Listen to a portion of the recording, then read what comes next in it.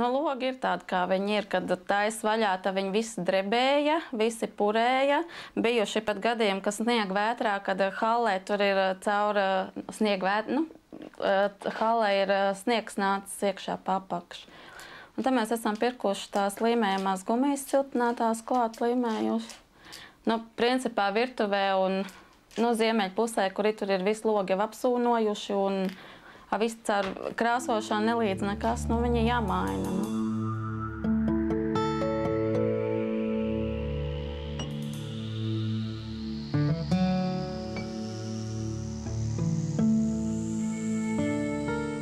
Pirms 10–20 gadiem šos lielpaneļu ēku rajonus Latvijā, Baltijas jūras krastā vēl sauca par jaunajām mājām. Tagad māju iedzīvotāji un pārvaldnieki zina, nami ir novecojuši un cieš no smagām slimībām.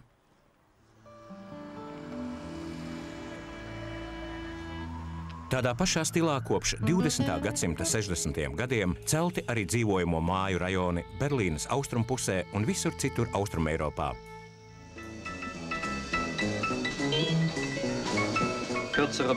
Īsākiem būvdarbiem nepieciešami īsāki projektēšanas darbi, un drīz jau redzams, ko arhitekti iecerējuši. Enerģijas taupīšana un vides aizsardzība toreiz vēl nevienu īpaši neinteresēja. Gatavas, standartizētas lielformāta betona daļas ir svarīgākie šodienas būvniecības elementi. Tie palīdz būvēt racionālāk. Padomju Savienība nesautīgi dalījās savā bagātajā pieredzē, lai attīstītu rūpniecisko būvniecību. Pēc Berlīnes mūra krišanas 90. gadu sākumā risinājumu pieprasīja neskaitāmas problēmas – augstas namu ārsienas, hermetizācijas trūkumi, vāju salaidumu un nekvalitatīvu logurāmju dēļ. Tas radīja augstu kurināmā patēriņu un lielas apkuras izmaksas. Nesamērīgs siltumenerģijas patēriņš rada paaugstinātu CO2 emisiju, un šīs gāzes veicina klimata sasilšanu visā pasaulē.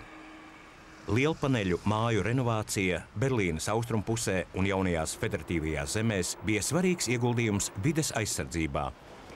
Siltinātas sienas, jauni logi un mājīgi dzīvokļi nozīmē, ka enerģija tiek izmantota taupīgi un produktīvi. Turklāt 10 000 strādnieku tiek radītas jaunas darba vietas. Tātad uzlabojas iedzīvotāju dzīves apstākļi, bet būvfirmas un atbildīgās iestādes iegūst daudzpusīgu pieredzi māju renovācijā. Vācijas pieredze var noderēt arī citām valstīm. Vides aizsardzība ir uzdevums, kas jārisina visā pasaulē, arī Latvijā. Šo uzdevumu apgrūtina milzumu daudz problēmu mājokļu jomā, visur tur, kur ļaudis dzīvo lielpaneļu mājās. Nelaimes visiem ir vienādas. Sapelējušas sienas, nolietoti logi, vecas siltuma sistēmas, tāpēc pat lielais kurināmā patēriņš nespēj sasildīt istabas, tas tikai paaugstina vides piesārņojumu.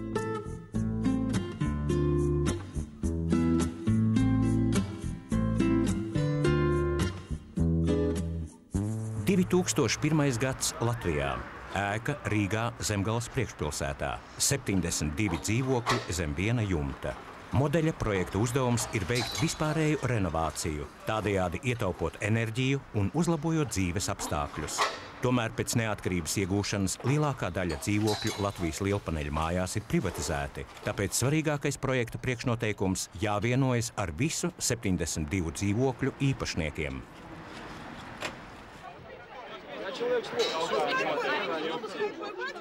Projekta izmaksas sedza Berlīnes senāts un Vācijas būvniecības iestādes, kuras koordinēja organizācija Dzīvokļu saimniecības iniciatīva Austrumeiropā, vāciski Iniciatīve Wohnungswirtschaft Osteuropā. Kopējā darbu paketē ietilpst jauni logi, siltinātas ārsienas, uzlabota ventilācija, jauna apkuras sistēma, tas viss piešķir patīkamu izskatu kāpņu telpai un mājas fasādei. Renovācijas rezultātā izmaksas par apkuri samazinājās par 55%. CO2 emisija ar katru renovēto dzīvokli saruka par 1,5 tonnām gadā, un tas ir nopietns ieguldījums vides aizsardzībā. 2003. gada sākumā ir pagājis pusotrs gads pēc pilotprojekta Zemgales priekšpilsētā. Visa Eiropa skatās uz Rīgu. Tiesa nevis uz renovētiem dzīvokļiem, bet uz Eirovīzijas dziesmu konkursu, kas notiek Latvijas galvaspilsētā. Dziedāšana Latvijā ir tautas sports, un kontinenta popzvaigznītes dzied līdzi. Šo Eirovīzijas konkursu sausās un siltās istabās skatās arī 72 renovēto Rīgas dzīvokļu iedzīvotāji. Sava mājokļa apkuri viņi var regulēt kā skaļumu televizorā un baudīt Eiropas šlāgerus dzīvoklī, kas atbilst Eiropas Savienības normām. Tomēr tie ir vien 72 no 300 000 dzīvokļu Latvijas lielpaneļu mājās. Pārējie vēl tikai gaida renovāciju.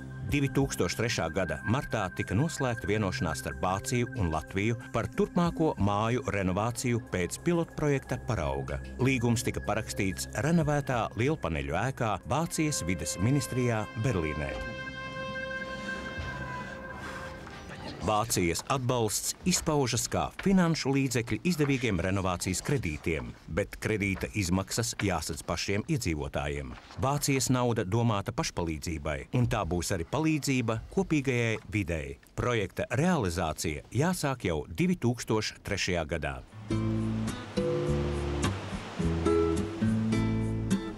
Pēc saspīlētām attiecībām pagātnē Vācija un Latvija atkal tuvojas viena otrai. Pirms 800 gadiem vācu ordeņu bruņinieki no jūras puses ienāca Baltijā un to kolonizēja ar krustu un zobenu. Ordeņu bruņiniekiem sekoja baltvācu muižnieku kundzība, poļu, zviedru un krievu valdības, bet visos laikos cietēji bija un palika latvieši. Pilsētās, it īpaši Rīgā, uz dzīvi apmetās vācu izcelsmes patricieši, dibināja amatnieku ģildes un cēla ēkas ar efektīgi izrotātām fasādēm. Tomēr vācu-latviešu attiecības bija saspīlētas arī 20. gadsimtā. Pirmā pasaules kara laikā ķeizara Vilhelma II karaspēks ieņēma Rīgu. Melngalvju nams, kuru toreiz apmeklēja pats ķeizars, ir simboliska ēka visos laikos. 1939. gadā baltvācieši, kuriem ar Hitlera pavēli bija jāatgriežas mājās, te saņēma izbraukšanai nepieciešamos dokumentus. 2 gadus vēlāk Hitlers uz Rīgu sūtīja savus zaldātus. Pilsēta tika apšaudīta, ieņemta un izpostīta. Cieta arī Melngalvju nams. Tomēr nu jau tā ir pagātne. Tagadne vācu-latviešu attiecībās ir citāda. 2003. gada maijā vides ministrijā notiek seminārs, kura iemesls ir vienošanās par Latvijas mājokļu renovāciju enerģijas taupīšanai. Šīs sadarbības mērķis bija uzzināt, cik liela ir enerģijas ietaupījuma daļa attiecībā uz šādu projektu līdzfinansējumu.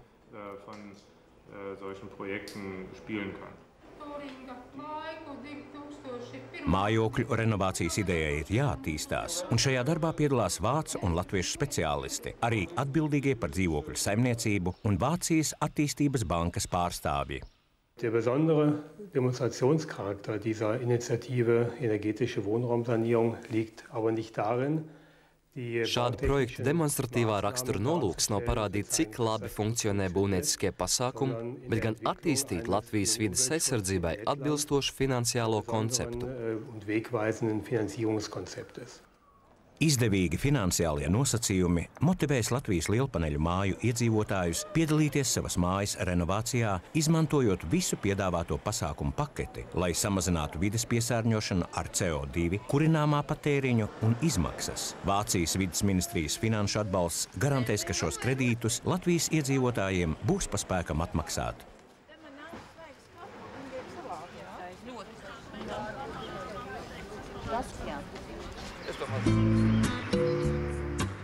Latvijā, Baltijas jūras krastā, dzīvojamo māju rajonu sadzīvo ar dziesmu piepildītām dabas ainavām. Prieks un bēdas sadzīvo zem vējainām debesīm. Latvijā, Baltijas jūras krastā sajaukusies latviešu, vāciešu un krievu vēsture daudzās paaudzēs un daudzos gadsimtos. Pēdējo gadu desmitos dzīve rit lielpaneļu pilīs gan šeit, gan 40 miljonos citu dzīvokļu visā Austrumeiropā. Tie gaida renovāciju līdzīgi kā bijušajā Vācijas Demokrātiskajā republikā.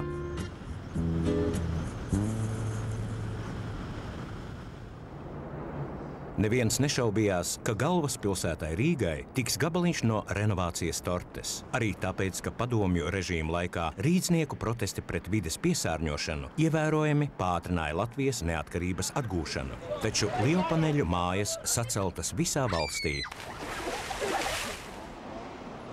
Piemēram, Jelgavā, pilsētā ar sarežģītu likteni. Automašīnu ražošana šeit likvidēta, arī kā vilcienu mezgla punkts pilsēta zaudējusi savu agrāko nozīmi. Jelgava, agrākā Mītava, Pirmā pasaules kara laikā tika stipri izpostīta, Otrā pasaules kara laikā gandrīz pilnīgi sagrauta. Vēlāk visā pilsētas teritorijā drupu vietā tika saceltas lielpaneļu mājas, un šodien tas ir milzīgs renovācijas uzdevums. Cits renovācijas projekta kandidāts ir Liepāja. Tā jau 700 gadus ir ostas pilsēta. 300 gadus Liepāja bija pakļauta tirdzniecībai ar aizjūras zemēm, bet pēdējā gadsimtenī padomju karaspēkam. Lielākā daļa no 115 000 pilsētas iedzīvotāju mīt lielpaneļu mājās. Pat Medze, mazs ciemats valsts nomalē, ir ļoti ieinteresēts piedalīties renovācijas projektā, jo arī šeit ir lielpaneļu ēkas ar tādām pašām neatliekamām problēmām kā lielpilsētā.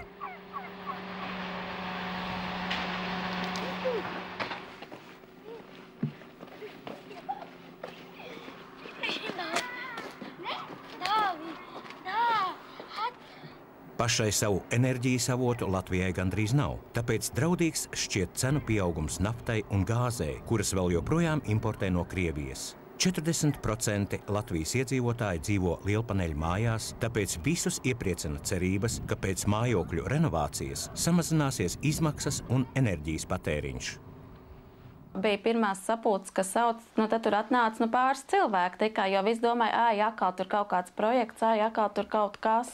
Nebija tā ticamība vispār nekāda cilvēkiem līdz. Tagad man liekas, ka jau var teikt 100%, ka mūsu māja piekritus, ka es domāju, ka labums baudīsim paši, jo te jau ir vairāk izskanējuši priekšlikumi arī no pilsētā iedzīvotājiem, ka grib jau mainīties uz mūsu māju, ka padzird, jūs esat tā māja, ka aiziet arī uz Liepājas siltumu, jūs jau 81. māja. Es domāju, jo tās mājas pamazām sagrūs, ja viņām kaut ko nedarīs, jo kad to pieliks pie tām īres naudām tikai klāt, visai pilsētā jau ir tagad jau padārdzināts tās īres maksas. Mums viņas nav vēl padārdzināts, mums ir pa vecam visu.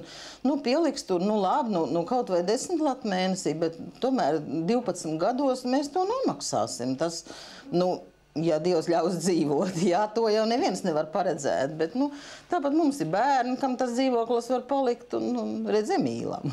Un jau cerībām ir pamats. 2003. gada jūlijā vides ministrs informē masu saziņas līdzekļus par mājokļu renovāciju enerģijas taupīšanai, un tas ir oficiālais projekta sākums. Ministrija paziņo dalības noteikumus un izskaidro pieteikšanās kārtību. Sākas pieteikumu iesniegšanas, bet drīz vien parādās arī pirmās problēmas. Redziet, principā mēs būtu par,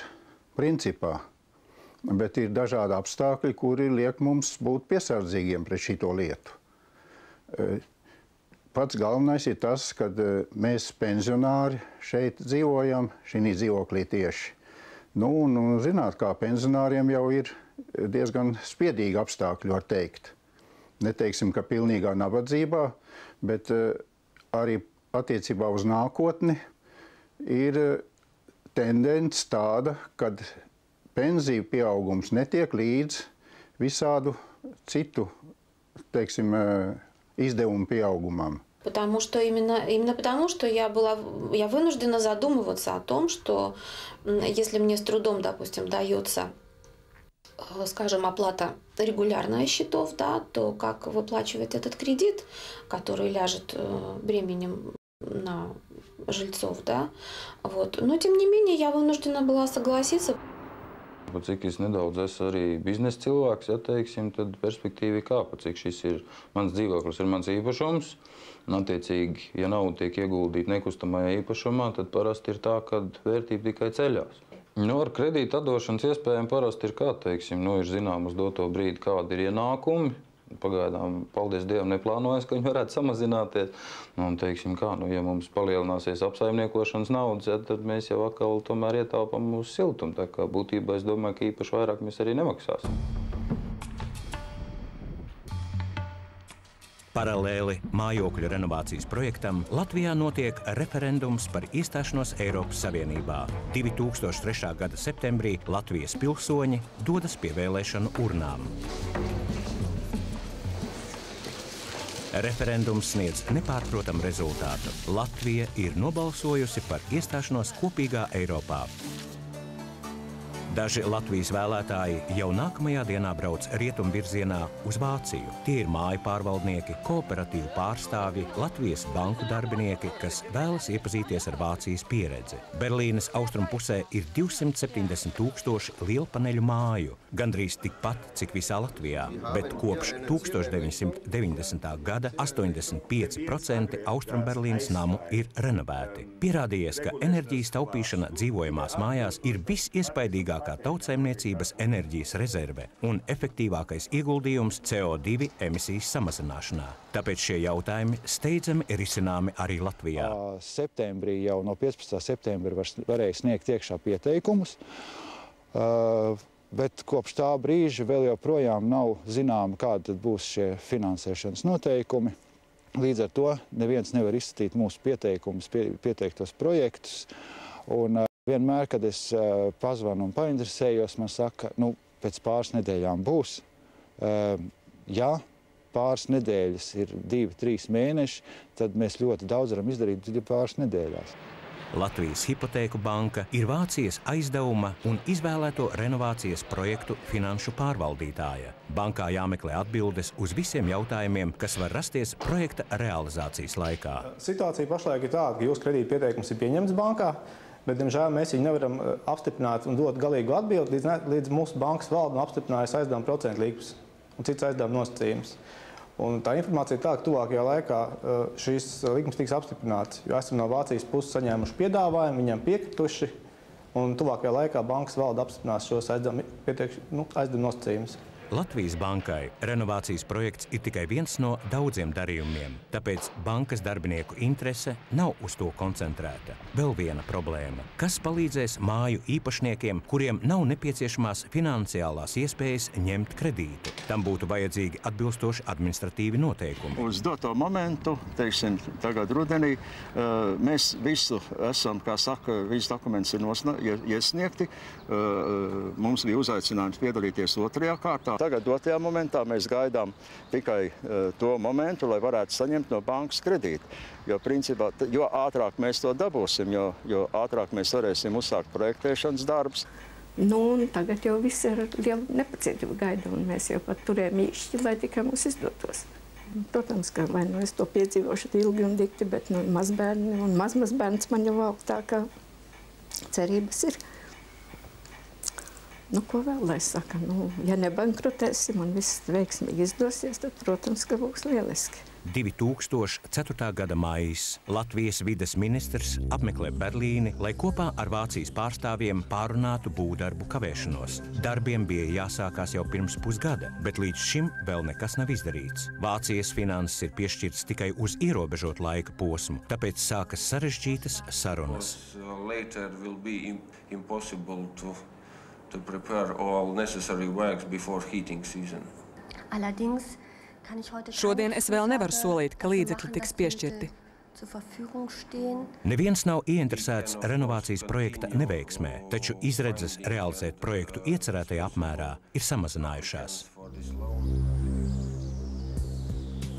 2004. gada rudens. Lielpaneļu mājas Jelgavā gaida renovāciju un arī turpinās gaidīt. Vācijas un Latvijas atbildīgās personas kopā ar pilsētas domes priekšsēdētāju analizē, kāpēc projekts viņu pilsētā nevirzās uz priekšu. Protams, mēs arī strādājam un domājam pie tā, lai samazinātu enerģijas daudzumu, jeb enerģijas patēriņu mājās.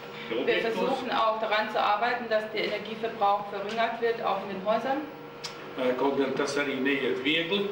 Obwohl das nicht einfach ist. Wir arbeiten bereits mit den Kollegen seit einem Jahr und kommen doch nicht voran. Jo ļoti grūti ir, viegli ir nomainīt tehniskas lietas, bet grūti ir nomainīt domāšanu. Es ist einfach, die technischen Anlagen auszutauschen, aber nicht das Denken. –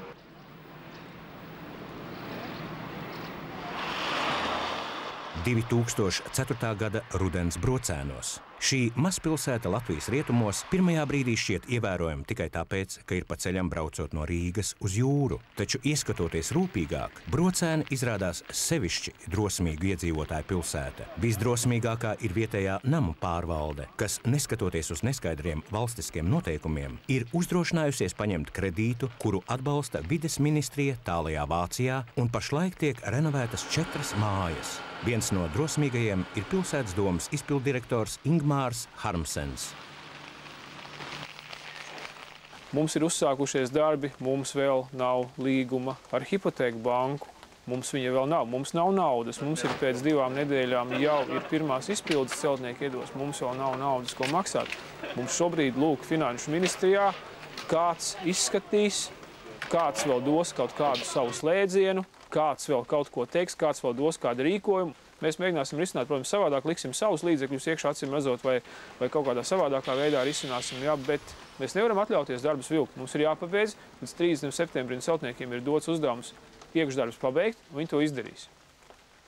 Kā mēs par to samaksāsim, kad mēs samaksāsim? Piedodiet, nezinu vēl, jā.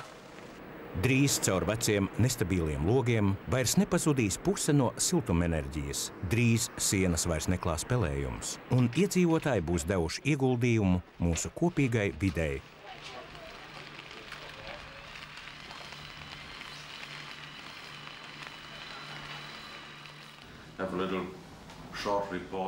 Pašlaik Rīgā pārstāvji no Vācijas un atbildīgie no Latvijas runā skaidru valodu, risinot neatliekamos uzdevumus vispasaules vides politikā. Vajadzīgi precīzi izstrādāti administratīvie nosacījumi, kas būtu pieejami visiem tiem Latvijas interesantiem, kuri jau kopš gada vēlas uzsākt mājas renovāciju. Beidzot darbi ir sākti arī Rīgā un citās Latvijas pilsētās. Tā vēl nav uzvara, bet panākums gan par augstiem 40 miljoniem lielpaneļu māju visā Austrumeiropā, kas vēl tikai gaida renovāciju. Latvijas vides ministrs var uzelpot, var atskatīties uz padarīto un lūkoties nākotnē. Tās mājas, kuras tomēr spēja izpildīt šos nosacījumus, manuprāt, ir vinnētāji, jo tomēr šajās mājās ir realizēti projekti, un es domāju, ka iedzīvotāji kaut vai Brocēnos, kur ļoti skaisti es arī garām esmu braucis, izskatās. Īstenībā, es domāju, iedzīvotāji saka paldies. Šī programma Latvijā, viņa tiks turpināta. Par tempiem grūti spriest, bet es domāju, ka šādus projektus neapšaubāmi var uzsākt jaunajās un potenciālajās Eiropas Savienības dalību valstīs, jo pirmkārtām jau, ja tā ņem, teiksim, tīri vēsturiski, mums jau ir tas vēsturiskais mantojums, kas sociālisma laikā ir radīts, un īstenībā šīs daudzdzīvokļu mājas, vai tā ir Latvija, vai Igaunija, Lietuva, vai Polija, Slovākija, īstenībā tie principi jau bija vienādi, ja, un manuprāt, protams, ka šīs ēkas arī tur ir jārenovē. Kad vācu līguma partneri ierodas pārbaudīt darbus un apsveikt ar izdarīto, ēka Rīgā jau ir gandrīz renovēta. Iedzīvotāji ir iegūši nesamaksājumu pieredzi, un nesamaksājams ir arī ieguldījums vides aizsardzībā. Īpaši to izjutīsim, ja arī citi iedrošināsies sekot šim piemēram.